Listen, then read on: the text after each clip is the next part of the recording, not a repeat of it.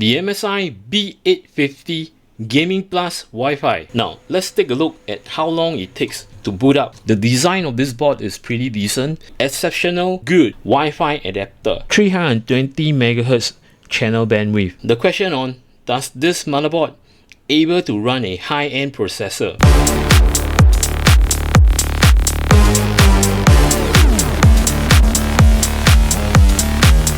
Welcome back everyone, this is part 2 of the MSI B850 Gaming Plus Wi-Fi, and in this content I will be sharing with you if it's able to run a high-end processor, which inclusive of the RAM training timing and also the UEFI interface. If you guys have missed part 1, kindly click on my top right hand corner. It will take you to the content where it will show you the unboxing, the accessories, and talking about the signal strength of the LAN connection, which is wired, and the exceptional Wi-Fi adapter, which MSI have proclaimed that they are using very good equipment. I've done up my system properly with RAMs and processor on the motherboard in an open bench. Now just to show you the RAM training cycle. Now if you are changing platform from Intel to AM5 platform, or from an AM4 platform to an AM5 platform, this is what you're going to witness. For the very first time, when you set up everything properly and when you boot up right, don't expect it to go straight to UEFI. It will not do that. What you will do is, it will verify your RAMs. That will take a period of time known as the RAM training cycle. Once it's verified right, then you will boot to UEFI. Now that is only for the very first time. Once your RAMs are verified, be it whether you reboot your system or you shut down the system and you turn it on right, the boot time will be faster. Now speaking of which right, I forgot to mention that this board does have a debug LED lights over here. So in the event if this is being verified and you can't boot the system right, there will be indication over here telling you that which is the area that's faulty. You probably need to rectify it. Now on my left, you can see there's a black screen over here. This is connected to the motherboard, whereby once it reaches UEFI right, it will project out. And there's a stopwatch over here. I deliberately placed this over here just to show you how long it takes, again for the very first time, alright, to verify the RAMs. So the moment I press the power button on, I will press on this stopwatch. Here we go. At this period of time, when you look at the LED right, do not do anything, just let it run. It's verifying. You probably can take up about 1 minute or so. And do not power down the system and to clear the CMOS and such. Let it verify. And this will take some time, see? And it's right now verifying, checking the RAMs and such. And something to note, the higher capacity you have on the RAMs, right now is 32 gig kit, probably you take about 1 minute. If you have if you have 64, 96 and much more, it will take a longer time to boot to UEFI because the verification is much longer. So as you can see now, my screen on my left, it's almost 1 minute and it's still not booting up. Okay, I'll let it run. Hopefully you'll verify. Yes, it's verifying. Okay, it's booting up. I'll just stop at the moment where it boot to UEFI. Okay, see, it takes about 1 minute 9 seconds to boot into UEFI. See, this is the UEFI interface.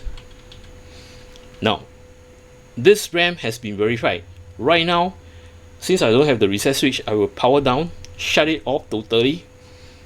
Okay, don't worry when you shut it down, because when your PSU is on standby mode right, all the verification on the motherboard is already having an image, so you can just power down. Now let's take a look at how long it takes to boot up from cold start. I will reset this again, pressing the power button together with the stopwatch. Here we go. I can guarantee you that the second time when you boot up right, or restart from Windows and such, right, it will be much faster. It will not take 1 minute. See, it's already booting up. It takes about, okay, I missed the stop button. It takes about 14 seconds, as you witness, to boot up to UEFI. So don't be alert for the very first time. Again, don't panic. Don't do anything to the board. Let it run. And do take note that the higher capacity that you have, take for example, not 32 gig kit, can be 48 gig kit, 64 gig kit, 96 gig kit, and so forth. It will take a longer time. So far I've tested on a 64 gig, it takes about 3 minutes. Now on the thermal test, and to explain what's going on, I have plugged in a 9950X 3D processor on this motherboard. Initially I wanted to do a 9950X, but since I want to stretch, might as well go all the way in. And as mentioned, these are the 32 gig kit, and how it goes by is this way. This is my liquid AIO, which is the Arctic Liquid Freezer 2 360. The wind direction in fact is drawing air at the back and to push the air through the radiator to cool down the processor. And some of this air, right, will just scoop off the warm air around the motherboard area. And do note, I deliberately test in room temperature 30 to 31 degrees Celsius, okay, based on the fact that I'm in a tropical country. So some of you might be shocked, hey Kyo, your room is terribly warm.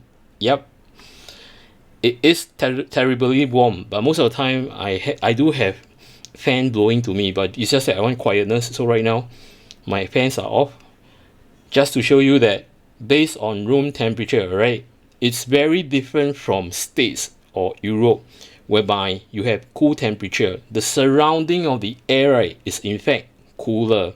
That's why you have a better temperature on your CPU and such, and the rest of the component. But for us in tropical country where you have 30 to 31 degrees Celsius, right, the surrounding area, even pulling cool air, right, is in fact warm, not cool. So take note on this. The atmosphere does affect the thermal results on your CPU and also your VRM heatsink, your M.2s and such. Now the question, does this board able to handle and to run a 9950X3D, which is a high-end processor? Well, as you can see, these are all the configuration of my stats and the motherboard I'm using, the RAMs that I'm using coming from Kingbank, which is a 32 gig kit with this specs over here, and it's running on Expo profile. And as for PBO2, I have not done anything at all, running at default. The only thing that I've done is only to enable the Expo profile. As you can see here, using Cinebench and Firmark running together, I'm not using a discrete graphic card, based on the fact that I want to push the processor, making use of the integrated graphic. So this will stress more on the processor itself. So as I run, okay, probably I'll just run. As you can see, this is running. The first few minutes was alright. As per usual, it does draw 200 watt around there by default, and having a consistent clock speed this way, which is kind of normal to me on default, able to sustain. Now the clock speed over here, 5 gig or so, right, this is pulling on the average of all the cores. So with this say, right, as mentioned, for the first few minutes I am okay with it, but when I go to the last 3 minutes, okay, let's see, down here, so I run, fantastic CPU, temperature 77 degrees Celsius, and still can hover around this clock speed, okay, and not exceeding 78 and such, which is good. Then the rest of the temperature is doing fine. Okay, as you can see, the motherboard system is in fact the motherboard, then the chipset, the DDR5 RAMs, and my drive is fine. Okay, but what worries me most is the MOSFET, the VRM. Is running at 81.5 degrees at load, which is on the high side. I mean, this motherboard is able to run a high-end processor with this, sustainable temperature. But what worries me most is on the VRM. In long run, if it's going to run at this temperature, right, it's definitely going to hurt the VRMs. unless you provide some active cooling on the VRM heatsink. I guess the VRM heatsink is not cater for such high-end processor, okay, in the long run. But of course, when you run games and such, right, it will not be like benchmark what you see here, static benchmark with both Firmark and Cinebench. It's 100% load. Okay, if you play games, right, definitely the CPU temperature will be lower. Probably the MOSFET will be lower, but I would still advise that if you really want to run a processor on this motherboard, right, try not to use a high-end processor like the 9950X or the 9950X3D. You can try the 8-core, which is the 9800X3D. Now, you might be saying, hey, Q, why not we do PPO2? It's like reducing all the temperature and such. Yes, which I did. But before I do so, right, this high-end processor on this motherboard, the end result, okay, is this. This is the end result, 39K. And I forgot to mention that I have run a couple of sessions of tests in sets, and each set consists of 30 minutes run stress test, 5 minutes 5 minutes idle, followed by 10 minutes throttle test, and I record it down. This is considered one set. So the 3 sets, right, I have recorded 3 times the last 10 minutes, taking the best result on the thermal, and to show you, this is what I'm showing you. Now, coming to the PPO2 settings, which we believe, alright, it will pull down the temperature. Now, take a look. These are the PPO limits that I've set. Okay, the PPT, I know I'm drawing a bit more, 220 watt, because when I set this, right, having the TDC and ADC at this 200 ampere, right, it will only draw up to 205 watt. Okay. Then my curve optimizer, I've already done minus 25. For some reason, this motherboard can't do minus 30. Okay, and having a offset on the V-core, minus 0.05 volt. This will even bring down the temperature even more. And having the curve shaper done in this manner, where the curve shaper, right, have few points from medium, high to max frequency. And for each frequency, take for example, medium, you have the low temperature, mid temperature, and the high temperature. So these are the settings: -15, -10, and -5. Same apply to the high frequency, which is having a temperature of low at -15, -10, and -5. And for the max, same thing, the 3 points. Now I know the curve shaper is rather complicated. If you guys want to know more how to configure the curve shaper, I'm not going to go into details. You can click on my description and to find out more for yourself. Alright, now I already said all this. I am expecting that all this temperature will lower down, especially the MOSFET. So let's see what happened. Okay, as I run, yeah, everything seems fine. Oh, MOSFET is pretty cool, things like that. Temperature is hovering alright. Now for the last 3 minutes, okay, I'm just going to drag. It's around here. Yep. Take a look what happened when I run. Everything seems fine. Probably dropped about 1 degree or so. It's hovering around 75, 73. 75 or 76 as compared to the 77 degree previously. Okay. And it did sustain at 5 gig. Right, through the first 8 core. And the rest are 4.9, which is a good sign. Okay, the system not bad, which is around this temperature. Same goes to the chipset and the RAMs here. For some reason, I wouldn't know why this RAM is lower, but it is lower. And the drive temperature, 50 degrees Celsius, okay, still doable. But look at the MOSFET. It is still very, very hot. And with this say, right, I did touch the VRM heatsink physically. My goodness, it is so warm. Okay, so as advised, try not to use any high-end processor in the long run for this motherboard. I would say 9800X3D will be a sweet spot, because that is only 8 core and doesn't really generate that much heat. Now as for this result, right, it is able to sustain no problem, and you will have very good results. Take a look.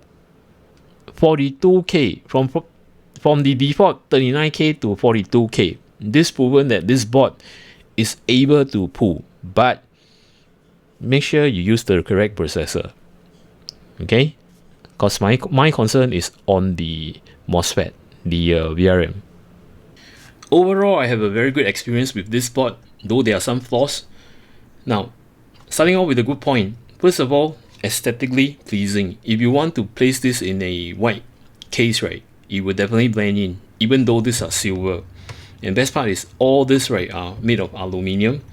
Though, okay, I'm so sorry to say that the VRM didn't cool down on a high-end processor, but it will be sufficient if you're running at a lower tier, meaning to say 8-core processor or even a 6-core processor, not an issue. Now, besides this, right, the strong point of this motherboard are the connection point, where you have a 5 gig port and the strong Wi-Fi adapter, which it does deliver.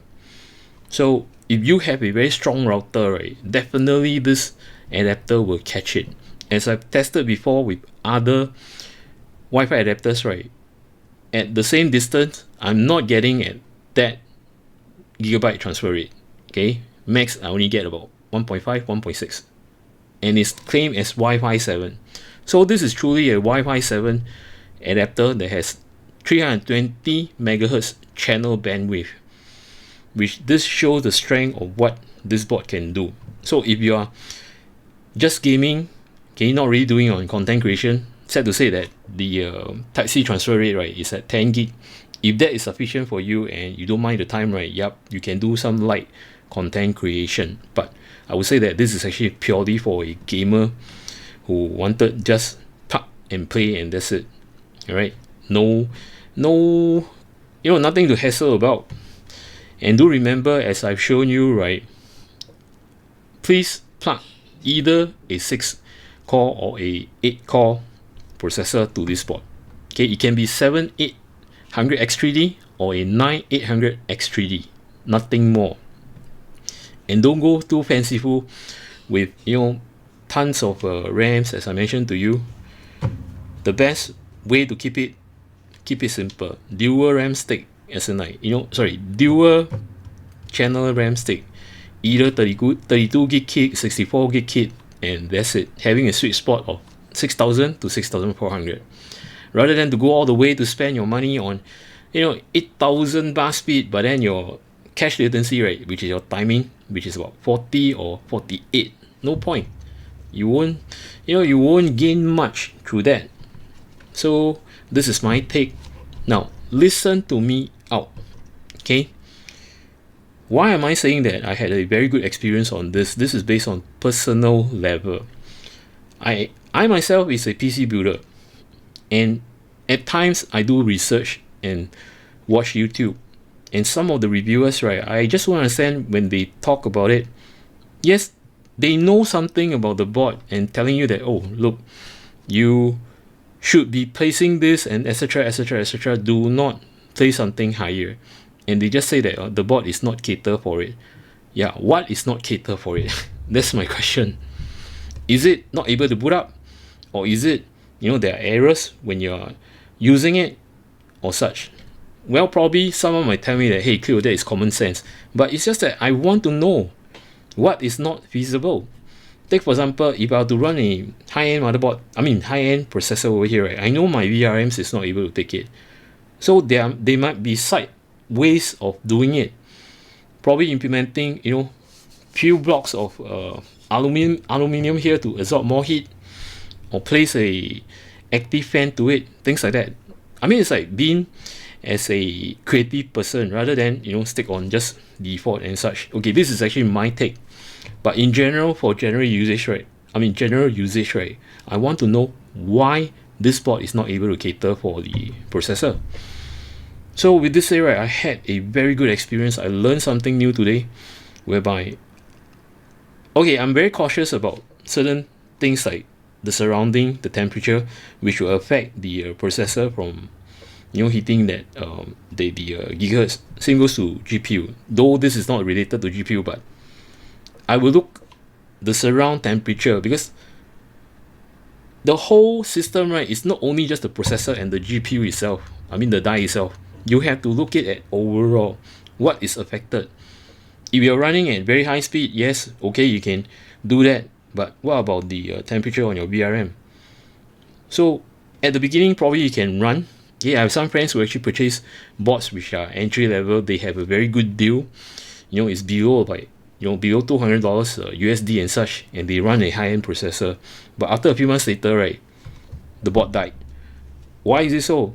They were so carried away that I placed a liquid AIO on it. This enough to cool the high-end processor, and for the GPU, right, enough ventilated areas to cool down the GPU. But little did they know that other areas like your VRM, as I show you, imagine that you're running this 6 months, 81 degrees Celsius, and as time goes by, right, your things will start to deteriorate, and that's where the problem comes. So this is why I'm saying that I had a very good experience on this board, because I get to learn myself what is actually going on. Now with this said, right, don't be discouraged not to get this board. As I mentioned to you, if you are dealing with a 6-core processor or 8-core processor, right, that will be absolutely fine. And the rest does check out very well, like the Wi-Fi connection and the LAN connection. Superb speed. All right, MSI, you have done a very good job. Now I have also done the UEFI demo, but that will be right after what I commented over here. So if you want to know how to do the settings and feeder around the UEFI, right, do it after what I commented right now. With this said, I'd like to thank MSI to have provided this board for me to share with everyone, and to Gobel to have done the arrangement on the delivery. If you guys are new to my channel, welcome to my channel. If you like my content, do remember to subscribe and to hit on the notification bell button. So till the next time, take care, goodbye, see ya. This is the UEFI interface, where I'll start off with the easy mode. There are easy mode and advanced mode. Okay, or you can trigger to advanced mode by pressing F7, or press 7 again, you're back to easy mode.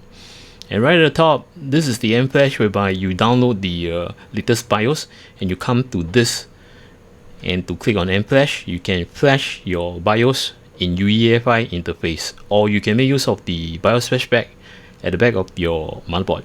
Next, you have hardware info, or should I say, sorry, hardware monitor, where you configure your fan curve and such, and you can select whatever fans that you've connected to. Right now my radiator fans is connected to the CPU fan 1. As I mentioned to you, for liquid cooler radiator fans and for air cooler fans, right, make sure you connect to the CPU underscore fan.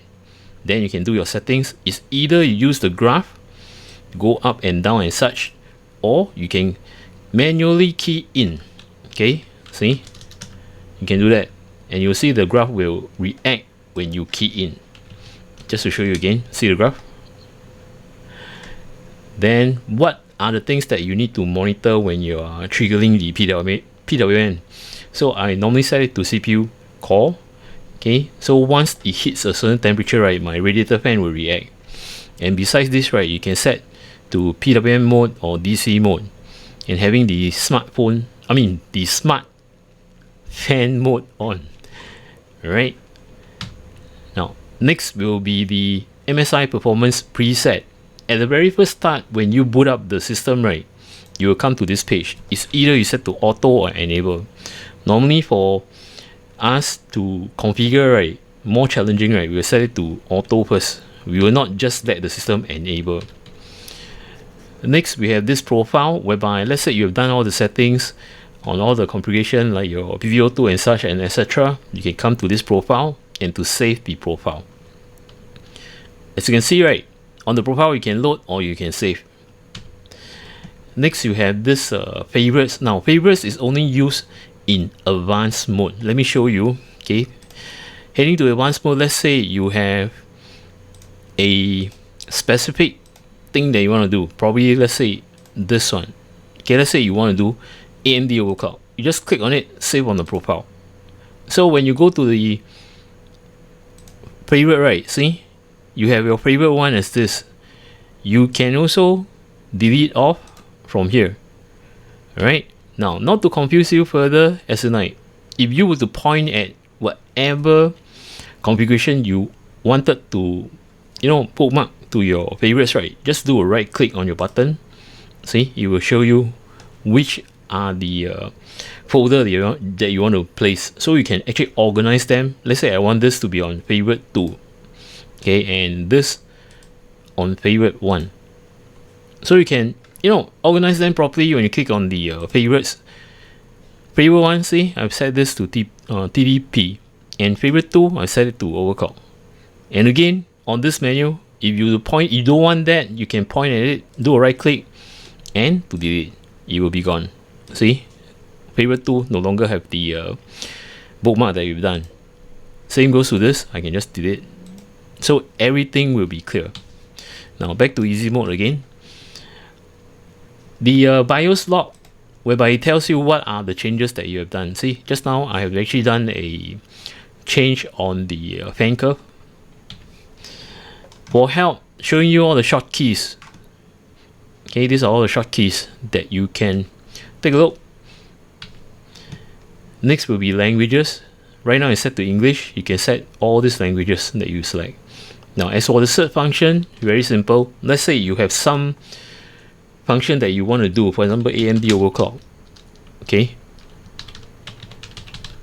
it will show you. Okay, probably not AMD overclock. Some of the functions it will show you. So sorry about this bad demo. So we can just type it in and you will just list over here. Okay, probably I should say overclock. Okay, yeah. See, you can use your precision boost overdrive and such. You can go to it and to set. So this is the search function.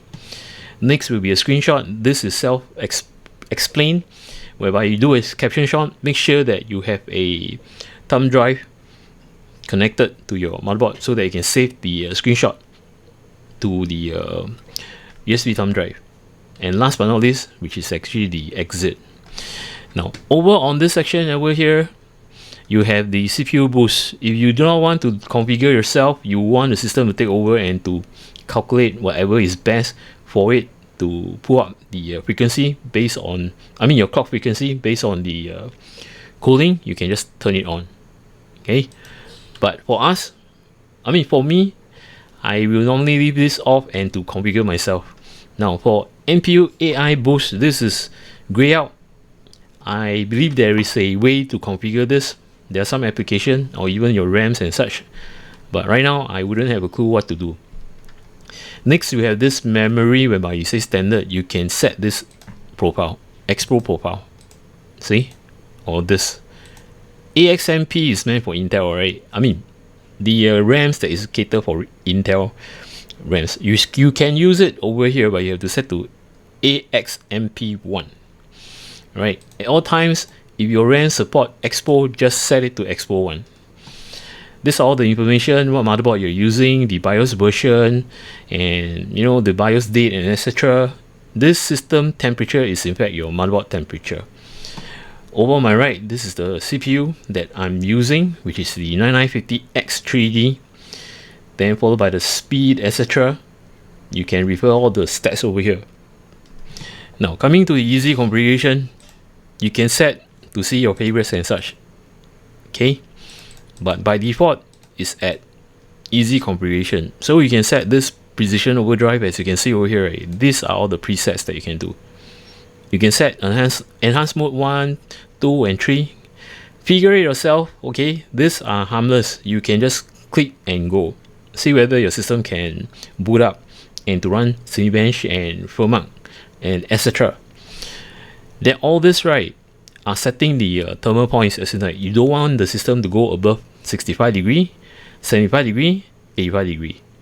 Now for the enhanced mode 1, right, there is boost mode 1 and 2. You can try that out.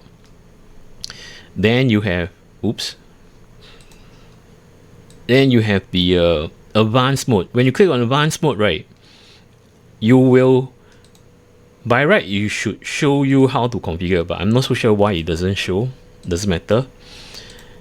Okay, right now I'm just going to go back to auto. Now memory, try it. Since you are set to Expo profile, you can also set preset over here to have tighter timing and such. It's all up to you. If your system can't boot and such, right, you can lower down and such. See, all the frequency down here, you can give it a try. But by trying, right, it doesn't mean that it will work. If it doesn't work, right, do not worry. It will go back to your Expo profile. If both doesn't work, right, probably you have to clear CMOS. Now, for the X3D game mode, I read about it. It's best not to enable it. It's still not advisable or recommended. Graphic detection, you can either set it to auto, or you have discrete graphic card, right, you can just set to ignore. Okay, so you just take on your discrete graphic card as the primary GPU. For the MSI driver utility installer, this is a must. Okay, set it to enable. Do not touch this, because every time when you do a fresh installation, or should I say fresh installation of Windows 11, it will prompt you to install the necessary drivers, which is good, so that you don't have to, go to the official website of this motherboard and to download each and individual drivers one by one and to install one by one. Having this enabled, right, it will prompt you to install the MSI Center. So one shot, it will just pull all the drivers for you and to install in your system, so that under your your device manager, right, you don't have the exclamation mark. Okay. Default home page, you can set either advanced mode, overclocking mode, etc. Up to you. This is meant for the advanced page. See, you have all this. So if you set over there, right, the first thing when it comes to advanced mode, it will show you that page. Okay, this is what I meant by default home page. See, let's say you want to set to overclock, right? Overclocking. So when you're in advanced mode, right, instead of showing you the system, right, you just jump straight to overclocking. So this will be the default page. So this is what I mean by default home page. Okay, for now, I'll just leave it to none. Over this section, easy on and off. Well, you can trigger, as I mentioned to you, the CPU fan, which is your radiator fans or your liquid air, or your air cooler fans, right? You can select this enabled. So the CPU underscore fan, right, in fact will detect during the operation itself if your fan are not running. The motherboard will prompt you saying that, your fan failure and such. Temperature unit, I don't have to say, is either degrees Celsius or Fahrenheit. FTP module is always on. Easy LED control, well, this is actually on the debug LEDs. This is the energy saving mode. And all this are all the configuration, all the stats of what you have populated in your system, like the processor, the RAMs, and the storage. See, right now I have this storage over here. Now, there are sub-menu. Take for example the CPU. When you click on it, right, it will show you everything. Okay, the build of your processor, etc., etc. It will list over here. Same goes to the RAM. So it'll tell you what are the stuff and such. See, name of King Banks. This is okay. I can't click. Interesting. Anyway, see, you can switch over here, telling you what are the stats and so. Right. So this is the easy mode. Now, right at the bottom, sorry, have to talk about this. This is meant for you to set your priority. Right now, you see, my hard disk is the priority. I have plugged in the USB thumb drive. You can just drag and drop, so that when you boot up, right, this will point to the USB thumb drive instead of your hard disk. If you swap over here, right, my hard drive, which is the M.2 SSD, do have Windows, so you'll boot into Windows instead of booting to your thumb drive. Okay, this is what I mean by shifting here. It's one-click solution. Now, to set the date and time, right, you will need to click on the time date on the lower right, so that you can do all the settings that you wanted. Now, on with the advanced mode. For advanced mode, as I mentioned, either you click over here or press F7. Okay, it will take you to this page. First off, with the sub-menu, system status. Alright, this is kind of annoying. Anyway, So it will show you the stats like what your BIOS vendor is, the date, time, etc. And over here you can set the time and date inclusive of the time. Then you show you the stats of your SATA, your M.2, things like this, right? And then next thing will be the advanced mode. Now on advanced, these are all the category that you will see. PCIe subsystem setting. This is meant for your resizable bar for your discrete graphic card, and you can set all these lanes as in like the M.2 slot to the appropriate gen. I often like to declare all the slot for the M.2 and the PCIe slot with their appropriate lane. I would say generation, sorry. So for the first slot, right, I know it's a Gen 4. I'll just set to Gen 4. Okay. If this is without, I'll just leave it auto. Same goes to the third slot. If you know third slot, you're running Gen 3, right, you just declare. Now, reason to declare all this, right, basically you're helping the system to boot faster so that you will not, you know, if you set to auto, right, you will have to verify. So that time spent on verifying, right, is going to consume time. So telling the system that, hey, look, my M.2s are Gen 4. You don't have to check, just boot. Okay, this is the reason why I like to set this. Alright, now next will be the ACPI settings. These are the things that you can set. For integrated Ferrous, these are the things that you can set also, like the card detection. As I told you, you can either ignore or such. Onboard LAN configuration. Now, this I'll leave it enabled. This is my 5 gig port. The never set, I'll just leave it. Bluetooth, yes, I do need it. I'll just leave it auto.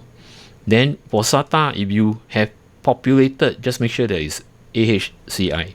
Okay, be it 2.5 inch SSD or 3.5 inch hard disk. Okay, or you can do RAID mode, up to you. Audio configuration. Now, this I will normally disable due to the fact that I'm using a audio console, so I don't depend on the onboard audio. So this will save time for the system to, you know, configure the audio device for you. Next, you have the integrated graphic configuration. Okay, this is meant for your integrated graphic on the processor, and it depends on what type of processor you're using. If it doesn't have an integrated graphic, then you can't use this function.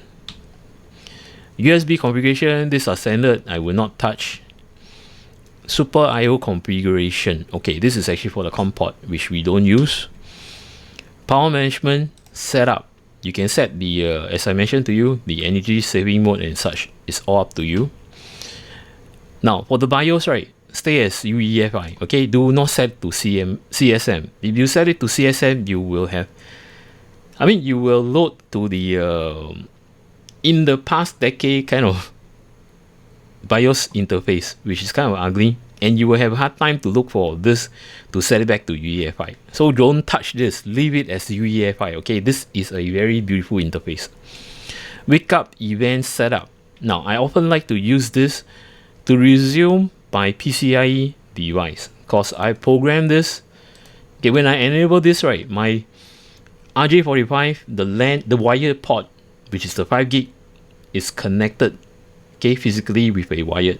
Then I set this enable, and to configure my smartphone, when the system is off, right, I can trigger a button on my smartphone to turn on my PC. So that's why I keep on using this. Well, one of these days I'm going to show you how I actually do this PCIe device. Resume by PCIe device. Next, you have quick BIOS configuration. Okay, these are all the settings. Okay, default home, I do know. As I mentioned to you, right, when you enter advanced mode, right, see which page you want to see. Okay, show application at first time. I have no idea what this is. Slide animation, I believe, is this. See, it's very annoying.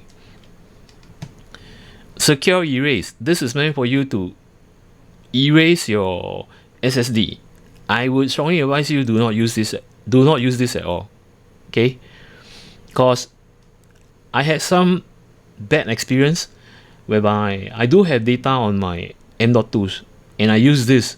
Once I use this, right, I'm not able to retrieve back the data. I mean, I'm not able to make use of the M.2. Okay, it will not work. I can't write, I can't read. So make sure that for secure erase, right, make use of your M.2 application that comes with it. Make use of that instead of this. Now, as mentioned to you, MSI driver utility installer. Earlier on, I told you that when you freshly install your Windows, right, make sure this is enabled. It will prompt you to download all the necessary drivers. NVMe test, which is actually meant for your M.2. Okay, I'll just skip this. Then next, you will have the AMD overclocking. Now, I will not use this to do the the undervoting or PVO2. Okay, as you can see, I can just click on here. Precision boost overdrive. See, all these are very manual. And the worst part is that on the PPO limits, right, when you set on manual, right, it's milliwatt. Meaning to say, if you want to declare 200 watt, you have to type additional 3 more zeros, which is kind of irritating. So normally I don't use this at all. Okay, I will just bypass. So don't use this under advanced mode. Okay, don't use this AMD overclocking. If you want to do your PPO2, right, there is a dedicated section at overclocking, which is much easier. Which right now I'm going to take you there. See, all this you can configure. Okay, the AVX, etc., etc. Now you have this AMD overclocking. Click on this. You will have the first thing, PPO settings. Now you can also configure yourself if you want to do, more challenging, right? The CCD 1 and 2 up to you. And some of the gamers, right, like to disable this, as in like SMT control. They like to disable it so that it will speed up or give better FPS for your games. I've not tried this because I'm not a gamer, but I saw what people have been doing. So do this at your own risk, okay? Next, which I will show you, is the precision boost overdrive. Now over here, right, as you can see, that's the reason why I enjoy using this interface more than the other at advanced, because these are the functions that you can see. But for me, more challenging, I just click on advanced. Then I set the PVO limits either to manual, where you can set the PPT, TDC, and EDC. See, these are in watt ampere and not milliwatt and milliampere. So let's say you want it to be at a PPT limit of 220 watt. See, it will just go straight. You don't have to key in the additional 3 zeros, which is kind of troublesome. Then for precision boost overdrive scalar controller. Now this, if you are challenging enough and you want to kill your drive faster, right? I mean your processor faster, right? You can set this to manual and set it to,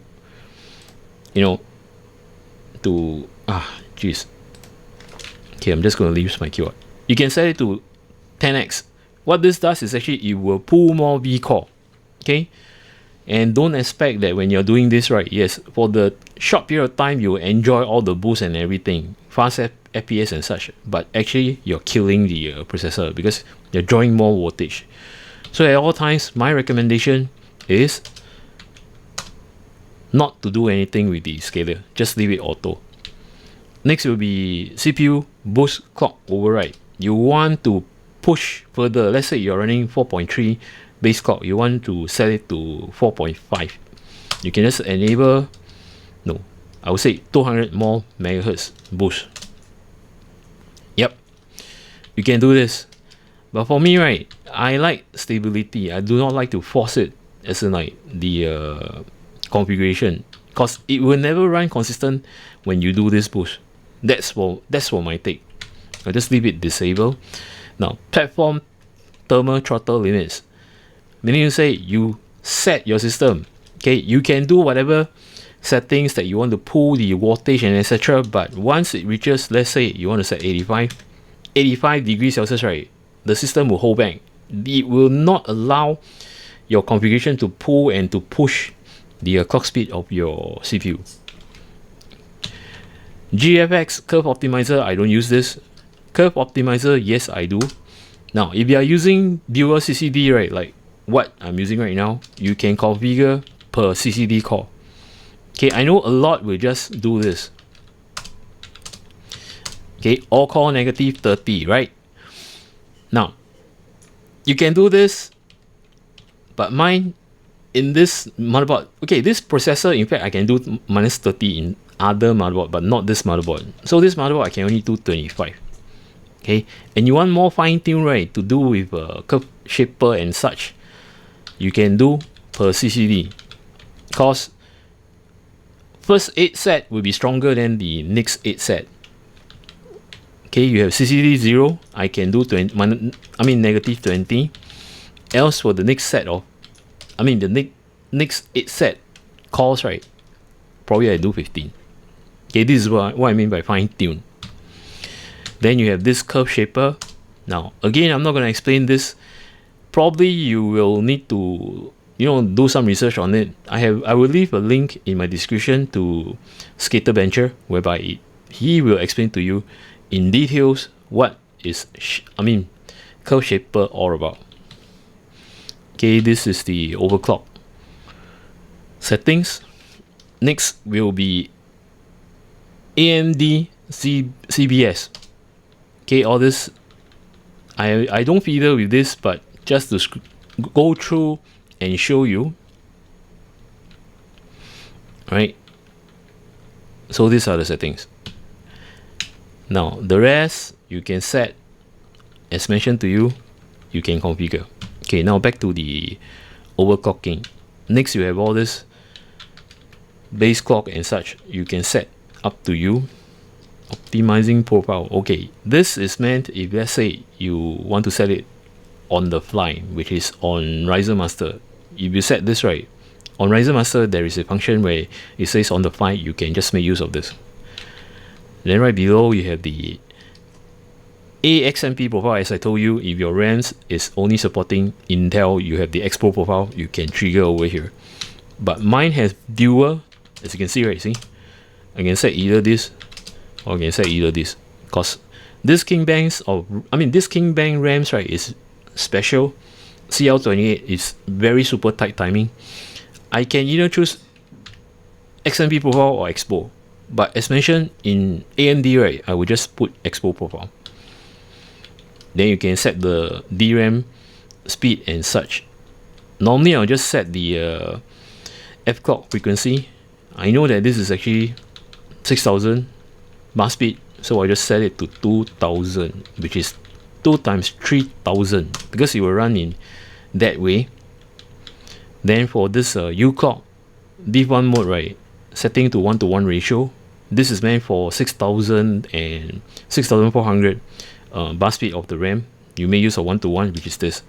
If you're using above 6400, right, which I do not recommend, but some of them just want, hey, I just want a fast speed RAM, I want 8200 bus speed with low latency and with decent cache latency, right? Okay, they can actually do that. They can, up to them. But I feel that it's a waste of money to purchase those RAMs, because as I mentioned, the sweet spot is from 6000 to 6400, which is 1:1, and it can be 32 gig, 64 gig, and etc. Just stay on that bus frequency. And for cache latency, right, the lower RAMs, the lower capacity RAMs you have, right, get it CL28 to CL30. The rest, like above 32 gig and such, right, get either CL32 all the way to CL38. It will be alright. So these are the rest you can set. Okay, high efficiency mode, I will do this too. Enable only in MSI, right? Then for the memory timing preset, I'll set it to the tightest, because I know my RAMs can run at this. If your RAMs not able to run this, right, probably you just set it to auto. Don't bother to actually set it. Now memory try, as I mentioned to you, you have set the Expo profile on your RAMs. You can try other timings or other bus speed. See, you can go all the way to 8002. Oh, more than that. See, but I don't try this. Now memory context restore. If you have verified your RAMs and you don't want it to go through again and again, lock this, just enable. sorry, just disable. When you disable, right, forever there won't be a RAM training timing. The next time, let's say you turn off your PSU and such, you know, because I mentioned to you, you need a standby power for the system to memorize your RAM's verification. I'm talking about the RAM training timing. So if you do not want to go through that process, right, you only won't go you go through one time verification, right, you just come here and disable it. That's it. Alright, the rest, not going to talk about it. Oh, no, wait. The, let's see, is this the one? Okay. Load line calibration. Yeah, that's right. Digital or power. Normally, I will set, Normally, I will set to the mid, which here is 5. Okay. I just want it balanced. Not too much power and not too little power at the middle. Then I'll play with PBO2. But if you don't bother all this, or just set it to auto. Then next will be the CPU core voltage. I also will do offset. As you can see right now, it's running 1.34 volt on my processor. So I will just offset, setting this to negative value and to have 0.05 volt lesser. So what this does is that it will pull. Okay, right now you won't see over here because I've not rebooted the system. I've not saved in BIOS and to rerun. What it does is actually it will, based on your settings, let's say you want to push to 5 gigahertz, the system will tell the VRM, or I should say the VRM, to provide this certain amount but with a discount. Okay, then you say the discount part is whereby it only pull whatever is needed in order to pump 5 gig and not the full 1.35. Alright, this is energy saving, plus it will lower down the temperature. Okay, on the safe side, make sure offset negative 0.05. If you were to set according to what I'm doing right now, right, only this section, right, for sure you will run at a lower temperature. Then the rest, I'm not going to go into it. You can have a look. The RAMs and such, the voltage, I normally don't touch this. Leave it as it is. Okay, so this is the overclocking submenu. Next, security. Now, for security, in the event you have set all your configuration and you are sharing your PC with your siblings, you don't want them to touch your configuration and don't allow them to go into your UEFI. You can set an administrative password. Okay, that will stop your siblings from entering into UEFI. Now for U-key, let's see. I'm not too sure what this is for. I'm not going to touch it. In fact, there's a way to set the user password, but I wouldn't know how to, so I'll just leave it. Secure boot. Oh, okay. Now, if you're playing Valorant, okay. Now, I skip this too because based on the fact that I don't touch them, I don't think you will touch them too because by default you will be enabled so that you can install Windows, especially the AMD FPGA M switch. This is a must to have before you can install Windows 11. As for the chassis intrusion configuration, right, I don't think anybody will plug that. Alright, but if you have, you can enable it. Alright. Now, secure boot. If you're playing Valorant and it comes to a point whereby it prompts you that you are not having a secure boot disk, come to this section, click on it, set the standard to custom, and then boot to Windows. You can run Valorant, the game itself. Now, in the event if you find that your hard drive is going slow and you want to reformat it and to do a fresh Windows 11, make sure you come back to this area here and set it to standard before you format your hard drive. Okay, make sure you do this and to plug in the flash Windows 11. Okay, this is done. Now for boot. Now boot sequence, as I mentioned to you, you can either feeder down here to set the boot sequence, but I find it redundant. You can just drag and drop over here. Alright, so this is actually the boot sequence. Now, Last but not least, save and exit. I don't have to explain to you what this is. Alright, it's pretty straightforward.